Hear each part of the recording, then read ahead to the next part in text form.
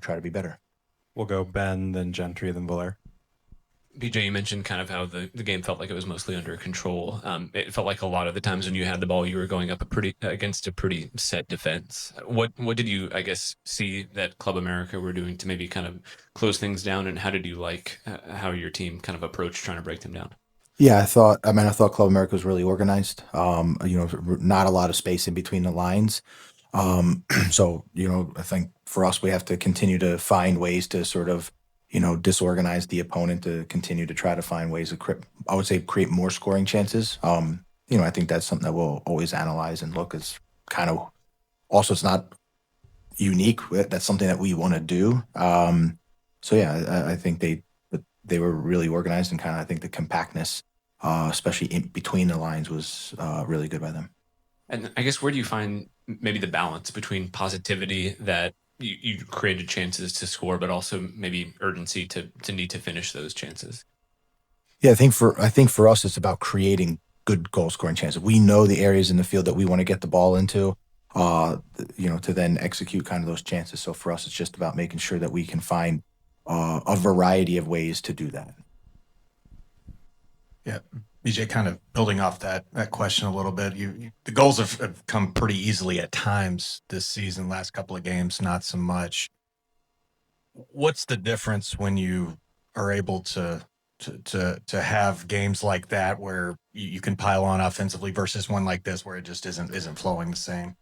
I mean, first and foremost, soccer is a game that's played as low scoring. 0-0, 1-0, 2-1. So games where we do score a lot of goals, that's abnormal.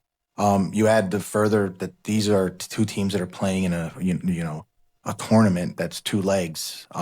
There's always going to be a little bit of a cagey affair. So I don't think the expectation is that we're going to pile on goals, but that doesn't excuse us from the fact that we need to create better, higher quality goal scoring chances, and that's something that we'll continue to evaluate and get better at.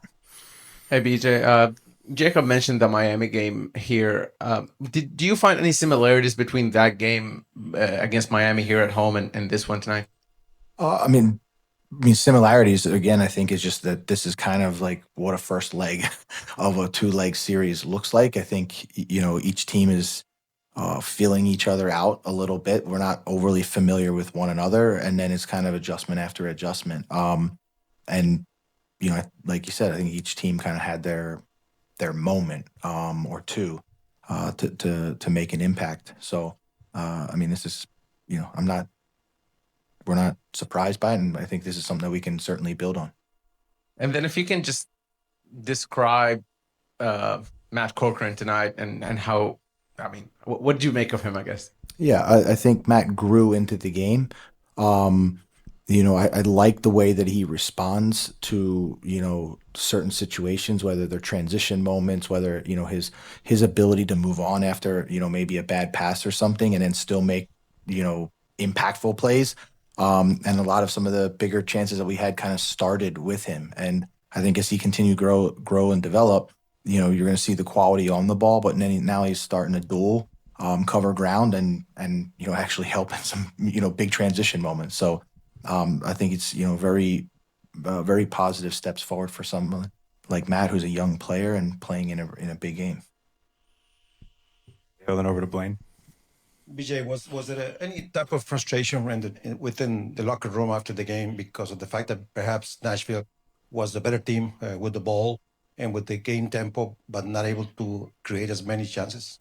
I mean, I think we'd probably be emotionally neutral. I think you've got a really professional team, experienced guys. I think we're very clear on the result that we got, but I think everyone's ready to just kind of get back to work and look how we can adjust, play Saturday, and then get ready to go down to Mexico for Tuesday. And the way the America set up its defensive stuff, was it a little harder for some players, like for instance Warren Madrigal in this case? Yeah, I mean, I think overall, when the space is that compact and that tight, and they're a good team. They defend well individually. They're very good. So I think across the board we saw guys be able to make impact in certain areas, but I think we could still be a little bit sharper. I think it's been 3 years since you coached Alex Sendejas with the national team. Do you mind commenting on if you followed his career and how he's playing? And, he's obviously in the news because he wasn't in the March camp.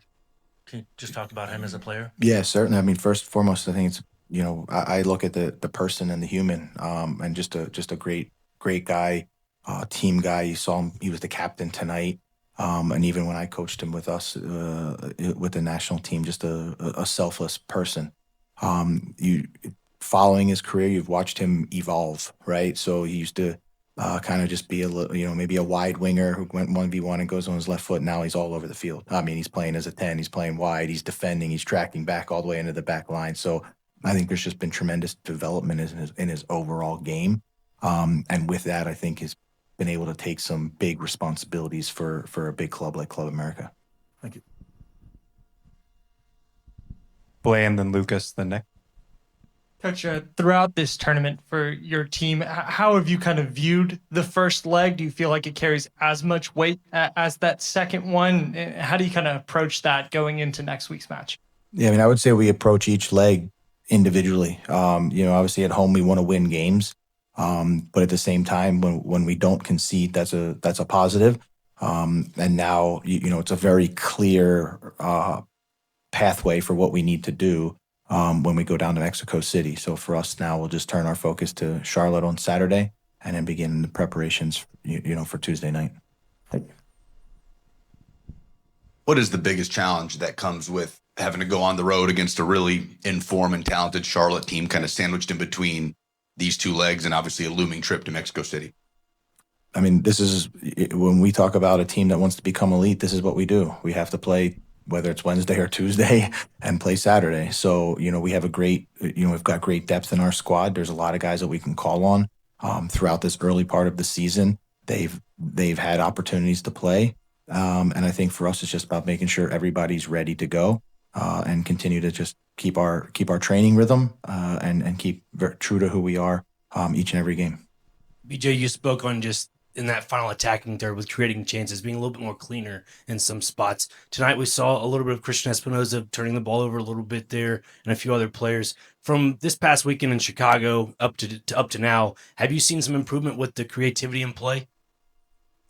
Yeah, I mean, I think we're still, when you watch us play, when I watch us play at least, it still looks like us. And it's just about, a couple, little bit here and there, maybe getting on the end of a cross or just, a little bit cleaner. If you look at tonight, both teams had struggling with crossing the ball from wide areas. I don't know why, but a lot of them went out of bounds for both. So it's equal that way. So again, I think there's just, playing Saturday, Tuesday, there's always a little bit of fatigue in the group. So I just think for us, we'll get rested, recovered, and ready to go Saturday. And then when it comes to playing away in Mexico City, just for the elevation factor into things, for players that are maybe not familiar on your roster of playing at a different elevation, do you see that as a bit of a struggle in some cases? I mean, I think, when you don't have that experience, I mean, we'll lean on people that do.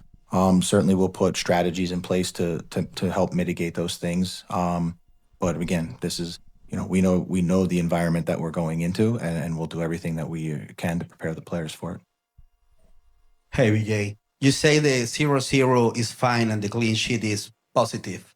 But Nashville has now gone multiple games without finding the back of the net. What point does the goals stop being acceptable context and start being a real tactical problem you need to solve before the second leg? I don't want to be misquoted. I didn't say 0-0 is okay. We went out to win the game and we want to, but the reality is now after the game, that's the scoreline that we have. The clean sheet is positive, but we certainly wanted to try and score goals. For us, we'll continue to get better. We'll continue to evaluate and improve what we're doing, and make the adjustments where we need to, and continue, but always being true to our identity. And you say the locker room was emotionally neutral, but Nashville controlled the possession and still could break a 10 main defensive block. Sorry. At what point does neutral become counter hitting into the Estadio Azteca? No, I mean, I think we know exactly now the pathway that we need to do. It's a one game elimination match, and we know exactly the pathway that we need to do in the game and all of the circumstances. We'll go to Laura.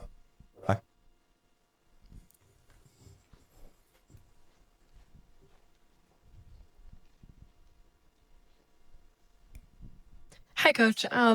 With some of the through balls that seem to be so effective so far this season and generating goal scoring opportunities for your team, it seemed like some of your backline players were looking for that and the opportunities weren't really there. So I'm curious if you think it was more so America's shape as a whole or the way they were marking some of your attacking players and had scouted them.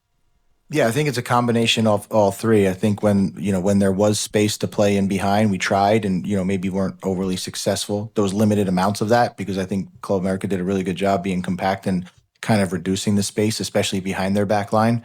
And so I think it's a little bit of a, combination of what they did and maybe just a little bit of, lack of execution on our end when the opportunities arose. Go to the Zoom now. As a reminder, if you have a question, please raise your hand and we'll start with Leon.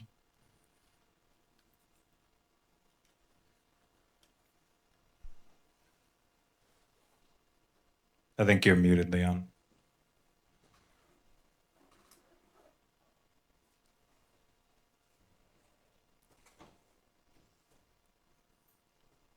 All right, we'll go to Rafael. Hello, Coach.